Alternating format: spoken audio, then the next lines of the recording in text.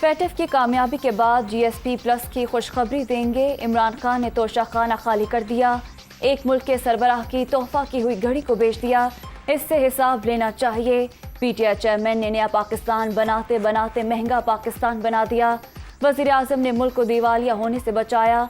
बिलावल भुट्टो का वालिदा की सालगिरह पर लाड़काना में जलसे से खिताब।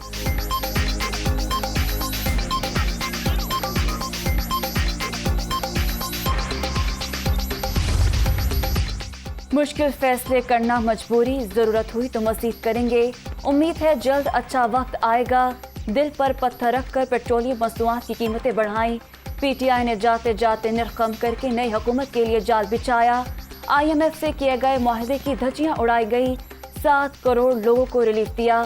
अमीर पर टैक्स लगाएंगे। वज़ीर आज़म की काबीना इजलास के बाद खुसूसी गुफ्तगू।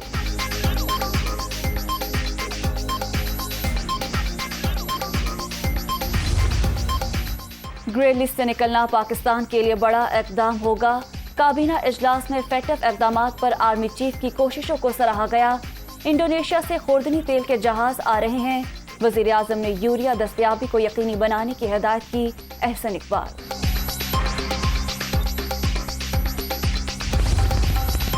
पाकिस्तान और IMF के दरमियान आज रात बातचीत का इम्कान। आलमी मालियाती इदारे को मुआशी इक़दामात पर ब्रीफिंग दी जाएगी।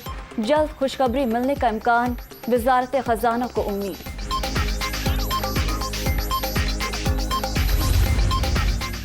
नैब तरमीम को इसी हफ्ते सुप्रीम कोर्ट में चैलेंज करेंगे। उम्मीद है सुप्रीम कोर्ट इसका नोटिस लेगी।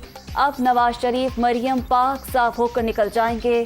आसिफ जरदारी भी करप्शन इल्जामात से बच जाएंगे। जल्द एक और कॉल देने लगा हूँ। अमेरिका के अपने मकासद हैं, इसको क्यों भला भला कहूँ। इमरान खान।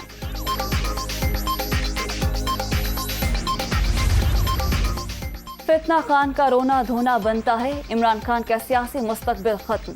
अब रोए ना तो क्या करें। झूठे मुकदमात के पोल खुलने पर ये अब धूल चाट रहे हैं। मरियम नवाज का ट्वीट। और 21 जून पाकिस्तान की क्रिकेट का यादगार दिन।